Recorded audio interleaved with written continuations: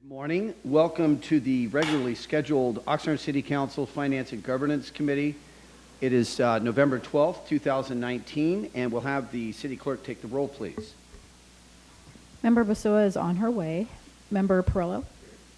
Chair Flynn? Here. Chair, we have a quorum, and the agenda for this meeting was posted in the City Hall kiosk on Tuesday, November 5th. Please rise for the pledge. Please your right hand over your heart, ready to begin. I pledge allegiance to the flag of the United States of America and to the republic for which it stands, one nation, under God, indivisible, with liberty and justice for all.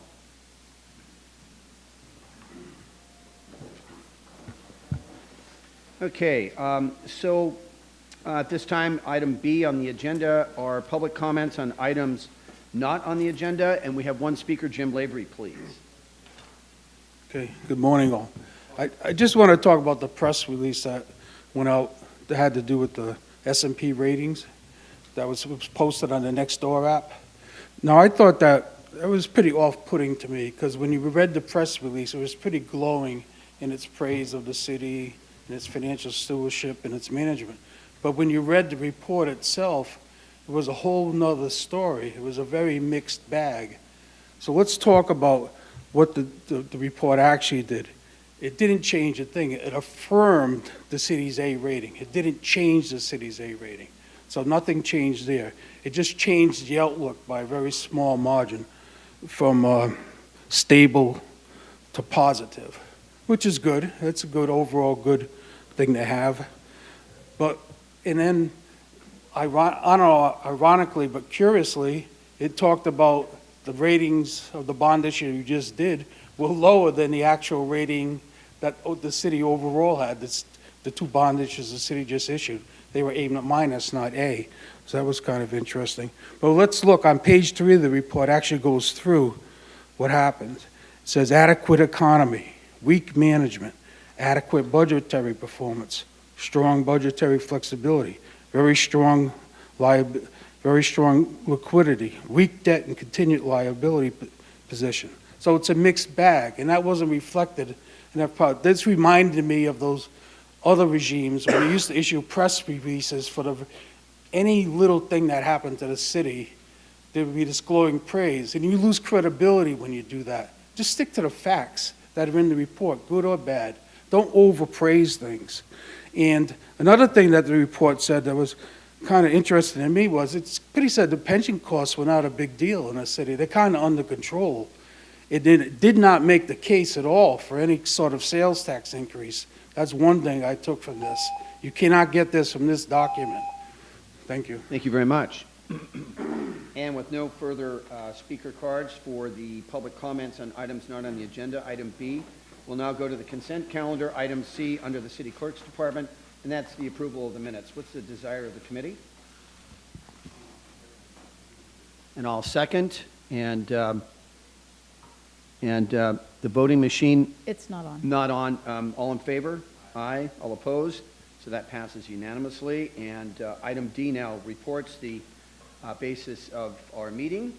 And the very first item is under the City Manager Department. Subject, selection of firms for four-year underwriting pool. Recommendation that the Finance and Governance Committee, number 1, receive and file a report on the outcome of the request for proposals for municipal bond underwriting pool, RFP, and number 2, receive and file a report on the selection of firms to be included in the underwriter pool that may participate in future bond financing and refunding transactions. And we'll have the CFO, Kevin Riper, give us a report. Thank you, Chair. Member Perillo. In a moment, Assistant CFO Donna Ventura, supported by Purchasing Manager Lisa Borner, will give the report. That's because when these proposals came in on September 4th, and I read them during the second week of September, always keeping in the back of my mind Member Perillo's admonition that we not be hiring our best buds and we not be endorsing contracts with childhood friends. Imagine my surprise and dismay when one of the proposals that I read in the week after they came in was written and signed by a childhood friend of mine. So I stepped away from this RFP evaluation, didn't have anything to do with it. So I'm turning it over to Assistant CFO, Ms. Ventura. Donna? Thank you for sharing that with the public. Thank you. Thanks. I think Kevin forgot to mention that the firm that he has a potential conflict with is not one of the ones that we've selected in the recommended pool. So at least that conflict won't be a continuing potential conflict. Okay. So just a little bit of background. As you know, we are in the process of doing a bond deal right now with the 2011 lease revenue bond. And we didn't go through an RFP process for that because of the need to act very quickly, and came to committee with a question as to whether or not we should proceed without an RFP, and that was approved. But going forward, we anticipate a number of additional bond deals that we can do to take advantage of the low interest rates, and we'd like to make sure that we have a pool of qualified underwriters that have gone through an RFP process so we can really understand their capabilities, especially before we go forward with selecting who we would work with. So that was the main purpose of doing this RFP. And also, having that pool available will streamline the process for each deal going forward, rather than taking, a couple of months or more to do an RFP for each deal. So the objective of the RFP was to reach out to underwriting firms specifically in California, since we like to have folks that have a presence here and have experience working in California, and to establish that pre-qualified pool that would be able to handle each different type of financing structure that we have in the city.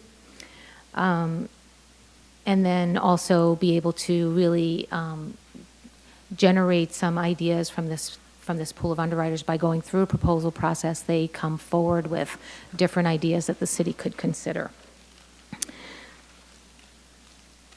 So the evaluation criteria that we set forth prior to issuing the RFP was as follows. One, we wanted to make sure that each underwriter was fully responsive to the RFP and understood the requirements of the city, and that took a 15% weight. The next biggest factor really to be considered was a combination of the qualifications and experience and ideas that underwriting firm brought forward, as well as their real commitment to the city. How much effort do they put into this proposal? What kind of resources are they willing to put forward to work with the city? And that was a 60% weight.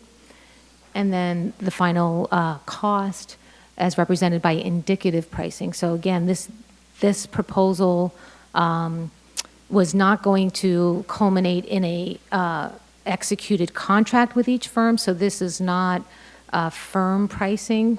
It was more indicative of what they would typically charge for different types of deals. And that pricing would get negotiated at each specific deal. So 15 firms were specifically contacted. This was obviously published, publicly for any firm to submit a proposal, but we also worked with our municipal advisor, NHA, who also reached out specifically to 15 different firms, and 11 firms responded to the RFP. So we were very happy with the level of response and interest.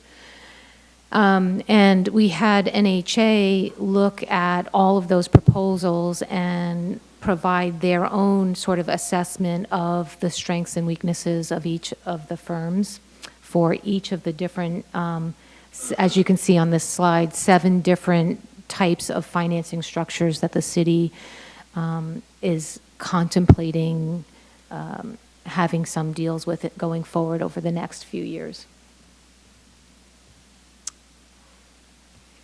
So of the 11, the committee, the evaluation committee, which consisted of myself, Assistant Treasurer Eden Alameri, and our risk manager, Mike Moore, along with, as I said, the evaluation provided by NHA.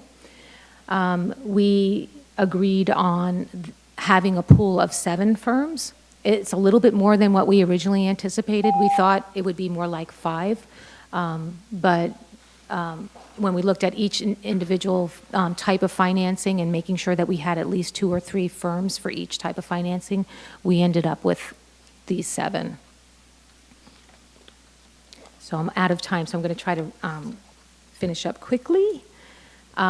Just once this pool has been decided upon, now going forward, the process will be to reach out to all or a subset of those firms in the pool for the specific deal that we're looking to do based on the strengths of that firm, and have them do a short proposal. This is something that can be turned around quickly. It's not a full-blown RFP, but really specifically tailored towards the bond financing that we're trying to do, what their structuring ideas are and what their pricing would be. And then that would take a couple of weeks with our advisors and Kevin and myself to negotiate and figure out which underwriter we would work with. And that's basically the sum of the presentation. Any questions? Thank you very much. We'll start with Committee Member Perillo. Thank you very much for the presentation. I want to thank you first and foremost for identifying the people that are on the staff. There will be a Public Works later on, and it'll list staff, and I'm going to be asking the same questions I've asked before. The public and transparency, I'm sure, is interested who's calling the shots. There's not a secret government behind something else. So thank you. Sure. When it was mentioned, the 2-month saving, each of these projects, if we don't go through something like this, it takes literally 2 months to get this thing done, if we go through a request for proposal each time? Yeah, I mean, Lisa, do you want to comment on the typical timeline for an RFP? Good morning. I'm Lisa Borner, the purchasing manager. Typically, with a request for proposal, it's not like a request for bid, which is just based on cost. There's other factors involved in. So a typical timeline, if we're being aggressive, is probably 2 months. Typically, it's up to 4 to 5 months, depending on timelines. And if we have to do vendor presentations, contract negotiations, it's never a short timeline. Okay, and if I could ask a follow-up before you leave the podium. When we put this out on page 10 of the staff presentation, we put it out on August 21st, and we wanted it back by 5 o'clock on September 4th. That's a grand total of calendar days, 15 days, but if we knock out the Saturdays and Sundays, that's only 11 days. Is that a standard time for putting out something like this, 11 days? The purchasing manual dictates 10 calendar days. So, and in addition to that, we advertise globally. We use an e-procurement website, Public Purchase, so it went out globally. Thank you. I'm glad I asked, and thanks for clarifying that. There is a question in my mind, and I will explain why. On page 6, and I don't recall which up there, but we talked about contribution / in the page 6 it says dedication, but up here I believe we have commitment. One of the finalists, one of the selected, and I have no dog in this thing, is RCB. I believe that's World Bank of Canada. Yes. Okay, it's not too long ago that we were in potentially real big trouble with that bank, that they were going to be, that we would have been obligated to give a large payment because of the wastewater bonds that we had. So when we have something up here called the dedication or the, how nice they were to us, do they get extra points for not calling the multi-million dollars they could have called for penalties? I wasn't even aware of I that, know, to be honest that's why with I'm you. asking. So, no, we really base it on the proposal itself only, and what we viewed as how much effort. Like some proposals were 60 pages long, and they had, as you just mentioned, 11 business days to put it together. So, how much effort they were putting into it, how many resources they're willing to put forward to support the city, more along the lines of the commitment that they had to earning the city's business. That's really what we meant by contributions dedication. It had nothing to do with deals outside, because I wasn't even aware of that situation. So, and I was one of the evaluators. If Mr. Laver would be so kind, I bet he could bring you up to speed real quick on a side conversation Okay. about what happened. And also, I took from this presentation, by having these various agencies, firms, we'll be able to compare notes. Is there some sort of a commitment that they give us that they're willing to work with each other even if they don't get the job? On how to for the best interests of the city? You mean to work with a competing firm? Yes. No, I don't think so, but I would say that in many deals, depending on the size of the deal, there's more than one underwriter involved. So they're used to working in a co-management type arrangement with other firms. I don't think they're going to just generously, if they're not part of the deal, assist another firm. That's something I wondered about, because is there any proprietary information they give us when they make us a pitch that we can't share with somebody else? No, I don't think so. Okay, those are my questions. Thank Yeah. you. Thank you for the presentation. Okay, you're welcome. Thank you very And much. I hope you get a chance to speak to Mr. Lavery, because he could. Okay. Thank you very much. Committee Member Basua, please. Thank you. I know it was a bit late to this presentation, but so as I was perusing the staff report, so you have what did we say, about 7? Yeah, sorry.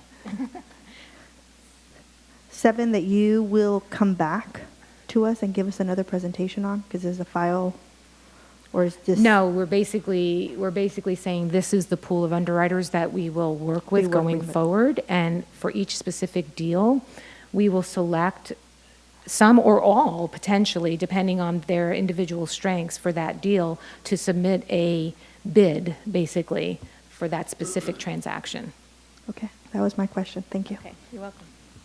Thank you very much. Thank you for the presentation. It's very direct, very clear. I'm glad you're on this slide.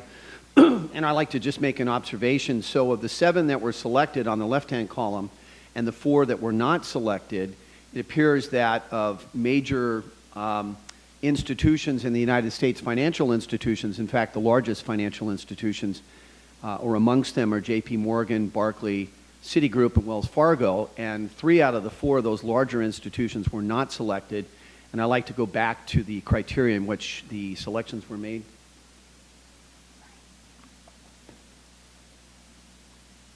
So I can't imagine, and I'm just kind of curious about the way this works, and I'm trying to read the language, especially on the middle one, on the weighting, on how we award and rank these RFPs.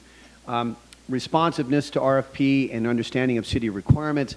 I can't imagine that major institutions would not have an understanding of the city requirements, and as you said, and I don't know which ones submitted these lengthily and as part of their bids, it were 60 pages, but I can't imagine that those larger institutions wouldn't have an understanding of city requirements, whether they're larger and they don't respond as quickly as maybe some of the smaller ones. That would be a question I would have. And then as far as the majority of the weight that's given to the RFPs, qualifications, you'd think the largest institutions are the most qualified, they have the most capital, they have the most resources. Relevant experience, I would ask to maybe what is it about relevant experience? I would imagine their largesse, their economy of scale, that they would have a relevant experience. But then most importantly, ideas and contributions or dedication to the city. Wondering if those smaller firms are potentially more specialized, more personal, more in tune to responding to the RFP in the language that we identify with. And then finally, the cost, that maybe the larger institutions are more costly. Could you comment on that? Yeah, I don't know if I would say the cost is that different for the larger institutions. When we talk about relevant experience, especially there, we're talking about experience in California with the specific types of transactions like gas tax bonds, which are pretty unique in California. and have some, issues around them because of the state controller's position on that. You know, special district financing, those are sort of unique experiences that what I saw, at least in the proposals, were that some of those larger firms didn't put as much effort into explaining what they would do in those transactions, or even highlighting relevant other deals that they've done in California. So we looked at everything. We looked at the people that they were putting forward. We didn't look at names, and said, oh, we're just going to assume because they're Citigroup or they're Wells Fargo that they're going to be able to do this. We really just looked at the content of the RFP and based our decisions on that, as well as our advisors' assessment, because they have more of the expertise in this area. They work with a lot of these firms. So we just really, I can't tell you why specifically one wasn't selected, because we evaluated every firm on 7 different financing structures. So it was a complicated mathematical sort of, evaluation at the end of the day that summed up to this recommendation. Thank you. And a final question, and it has to do with Mr. Riper's statements at the very outset of this committee hearing, and that is that, to absolutely and completely eliminate any possibility of any conflict of interest of any kind. When it comes to advisors, we have an advisor. The city pays that advisor to give us this specialized advice, and I think we selected, from my perspective, an excellent advisor. Mm-hmm. When it comes to the advisors, do they have any incentive of choosing certain institutions over others?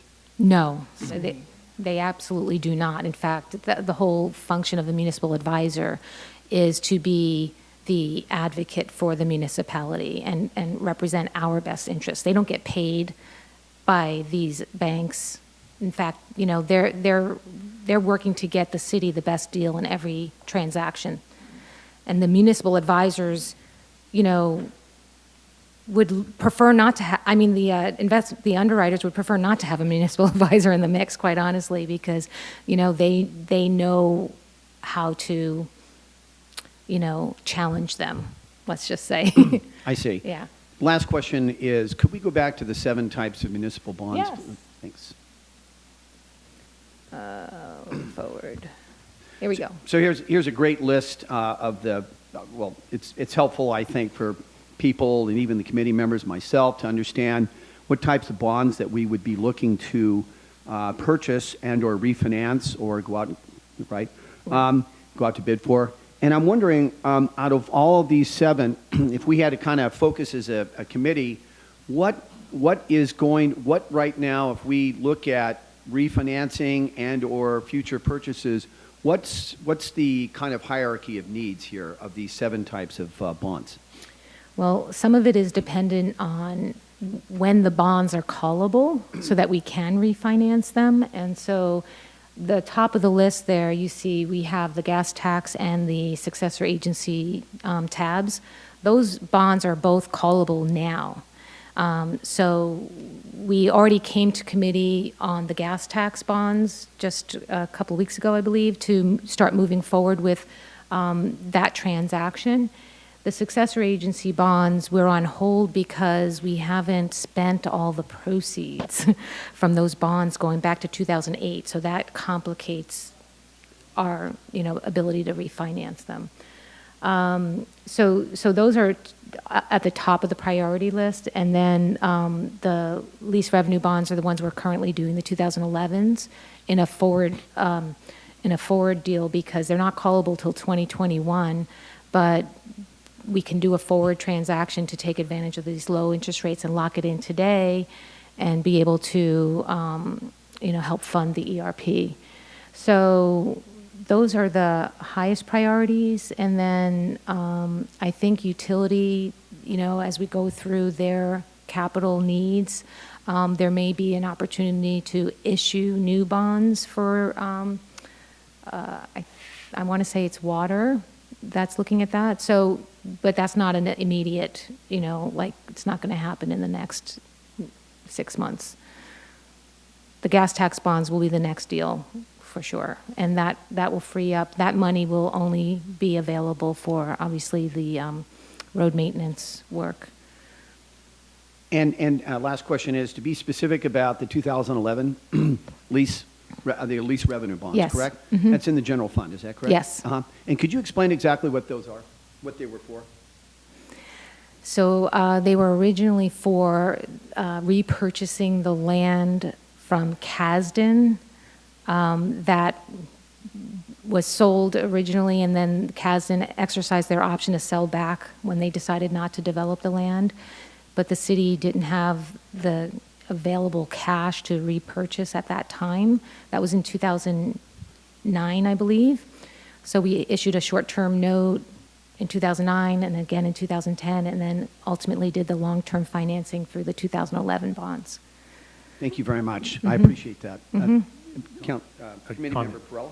Thank you very much for explaining that. I just wanted to, sometimes in sports or in business or in family matters, the biggest dog doesn't always get fed first because the other ones are more hungry. And that could be a good answer. Your quote was effort. And sometimes they don't put the effort in. The item about the consultant, it states right in our staff report on page 6, the consultant has no, although NHA's memorandum does not score the responses, so they don't get a vote. They have no say in it. Correct. And I appreciate the comments that you made and the questions that you were asked. Again, thank you for identifying it. Thank you, everybody, for the comments, including the member from the public. Thank you very much. And usually I actually call the member of the public up first, so I'm sorry I went out of order. But Mr. Lavery, please.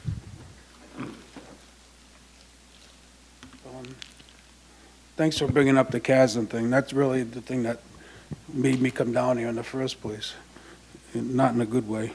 But I'd like to know this pool. I'm glad this is a good idea, but does this mean that all the bond issues are going to be competitively bid instead of negotiated bid like they did with the last bond issue with Raymond James? Now, one of the things I didn't like about the Raymond James deal, I got up here and said, you don't need to do this. There was no competition. Now, the reason you hired Raymond James was purportedly they had expertise in forward delivery bonds, right? But you ended up not doing a forward delivery contract, right? You did taxable bonds instead, right, that accomplished the same goal. That's my understanding. Now, if that's not true, I'd stand corrected. So you used Raymond James as your underwriter, but turns out you didn't use him for the reason you purportedly had to hire him right away. So I was wondering, how does this stop that from happening? Because it doesn't look good. It looks like somebody got in the front door ahead of other people that could have had a chance to bid ultimately, And also, why didn't the idea of taxable bonds instead of forward delivery, why wasn't that presented to you as an option when you voted on Raymond James to be the underwriter? I'd like to know that.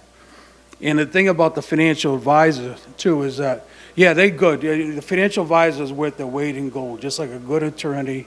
You can't say enough how well they help the city. But I'm sure with the city's contract, they do get paid when bond issues are done. So there is an incentive for them to do bond issues. The more bond issues they do, the more money they make. I'm pretty sure that's the way most of these contracts work. Not all of them, but most of them. So there is an incentive for them to do bond issues, which the city's doing. So you have to, not that that's a bad thing, it's just something you need to have in the back of your mind. And one of the bond issues that came up here was pension obligation bonds. Now, I thought those were off the table because they were so problematic and other cities had ended up losing money on them. So I was wondering why that's an issue. So overall, I think this is a good thing. I'm wondering again about the competitiveness. Is it going to be really competitive? Are they going to take turns? I just want to know how this is going to work more and it's, this, so the city can get the best deal possible. Okay, thank you. Thank you very much. Ms. Ventura, I know that the speaker had a variety of questions, but as far as the pension obligation bonds, when that issue came to the council, came to the committee and the council, which is something it's been foremost on my list of priorities as the chairman of this committee. It isn't because it's listed here as one of the 7 types of municipal bonds that we're necessarily going to go after financing for it. It's just simply you made a list of what the bonds are. Correct. Okay. These were just potential transactions that we might consider. And that is something that we have discussed, but never have, made a decision one way or the other at this point. And just before you conclude on that, I mean, just because it was brought up, and it is one of the items that's listed here, is that I just want to say to my colleagues on this committee that I am not an advocate, and it doesn't mean that's going to be the will of the total council, but I am not an advocate of pension obligation bonds. I just, when I hear that, it makes me cringe. I just want to say that to my fellow committee members. But maybe you could respond to the questions of the speaker, please. Sure. I'll try to remember them all. So as far as competitiveness for future transactions, the way it would work is we, based on our initial evaluation of these proposals, would look at, say, the gas tax bonds and see which of those firms have the best qualifications for the gas tax bonds in our assessment, and we would put it out to them to come back to us with a bid, if you will. We're not expecting a 60-page document. We're expecting 2 or 3, 4 pages maybe explaining how they would handle the transaction and what their pricing would be. And then from those, we would decide if we were going to work with one or 2, if we were going to do a co-managed type transaction, if the deal is big enough to warrant that. So that's where the competitiveness comes in, because they're all, bidding on the same transaction, and they know that they're not the only ones being considered.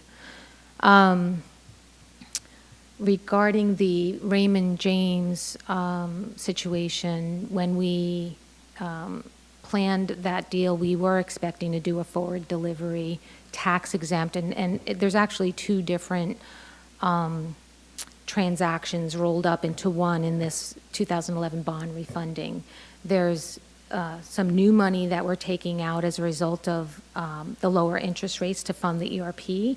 That's our Series 2019.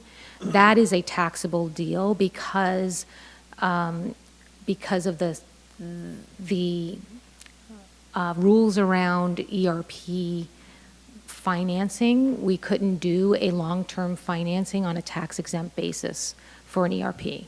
So the only way to do it was on a taxable basis, and interest rates being low enough that it made sense to continue on a taxable basis. The remainder of the bond issuance was a 2021 bond issuance to pay off the 2011 bonds, which are callable in 2021, and that was going to be done on a tax-exempt basis on a forward delivery. But it just recently became a question as to whether we really should do it on a tax-exempt basis because of the city's potential plans for that land. And if we intend to try to sell that land at some point in the future, we will run up against some tax issues doing it on a tax-exempt basis. So that's why we just recently are reconsidering structuring the deal completely on a taxable basis. But that, that only came up in the last week. Mayor? Yes, Mr. committee. Lavery, did that answer your question? Yeah, I didn't know that was the reason.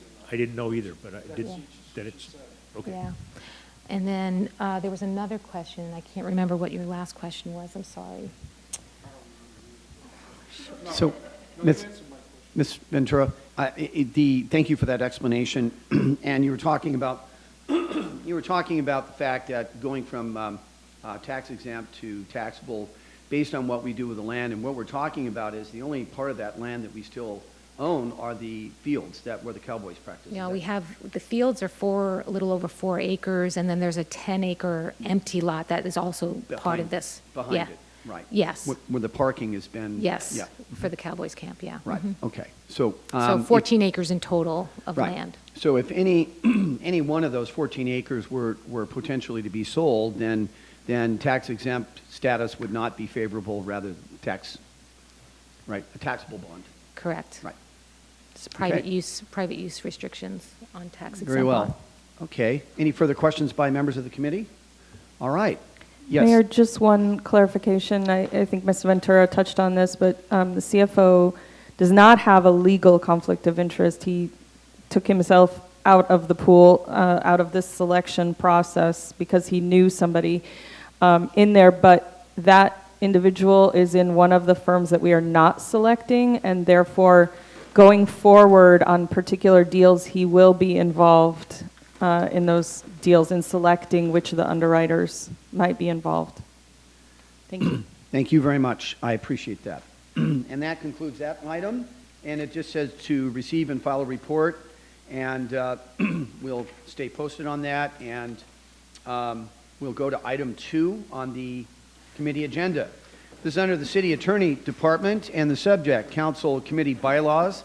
And the recommendation is that the Finance and Governance Committee recommend the City Council consider and adopt a resolution setting forth bylaws to establish regular meeting schedules for, powers and duties of, and types of businesses to be reviewed by the City Council committees established by the Oxnard City Code Section 2-1.1.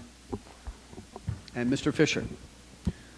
Thank you, Mr. Chair. Mayor, may I ask a question? Just, Mr. Fisher, this is receive and file, so this is not going, the one we just did, is not going to the full council to review it? And if it does, don't we have to have a recommendation from the committee? So- It's a receive and file on both counts, the report. So the action will go to council, but a recommendation isn't being sought from you on this. So This the is action for is your just that we information. receive it. The action is just that we listen to it, that's it? Correct. Okay, all right, thank you. Thank you, Mayor. Thank you, Mr. Chair. The item before you, item 2, is the bylaws for the committees, and this is for your review and recommendation to council. Just to describe in general what the bylaws contain. First of all, they're to be adopted by resolution of the City Council. So you're not taking action here other than reviewing it and giving us any feedback before it goes to council and making a recommendation as to how council should act in your opinions. So the bylaws generally describe the subject matter areas of each committee and they note specific delegations of authority that have been granted to particular committees. And in this case, the only delegation that's been considered for a committee other than reviewing and making recommendations has been to the Finance and Governance Committee, having to do with the, as I describe it in the bylaws, the interactions with the internal auditor. So the bylaws also provide guidelines for what items go to committees for review versus going straight to the council for action. They note that committees are advisory unless, as I said before, specific delegation has been made by the City Council, and that delegation is to be made by resolution or conceivably other higher action such as an ordinance. That would be an ordinance, not such as. Bylaws recite the membership and term of committee members, so membership being by 3 council members. Term is set at 2 years, and it provides for the designation of a chair by the City Council. Bylaws set forth the chair's duties, provides for specifying a vice chair in the chair's absence, and that is more of a case-by-case, informal, at the meeting kind of situation. It's not asking for a permanent vice chair. Sets forth the current meeting schedule for the committees. The bylaws describe how items are typically placed on a committee agenda. And finally specifies the rules of order for the committees. And again, we're trying to avoid duplication here, so the bylaws themselves deal more with the specific issues. The rules of order are the Rosenberg's rules of order, which are very simplified, how you make a motion, that kind of stuff, very streamlined. So with that, if you have any questions, I'm happy to address them. Thank you very much. Why don't we start with Committee Member Basua, please? No, so thank you for that. And this is something that I was just going to bring up, I think, first with our city manager. But now that I see these bylaws and the dates and the times, as you all know, I have a full-time job. And it's getting quite difficult for me to make it to this committee meeting because I am missing an important staff meeting every Tuesday when I'm here. So possibilities of getting like the meeting switched around. I don't know how the committee feels about that. And whether or not, I see the bylaws show the times and how difficult it would be to kind of make, you know, and I'll talk more to the city manager about this, but just kind of wondering, you know, what that procedure would be. Very quickly, in response, we can absolutely make those changes, and it's really, we can work through a schedule that fits best for everybody. So there's no barrier to doing that.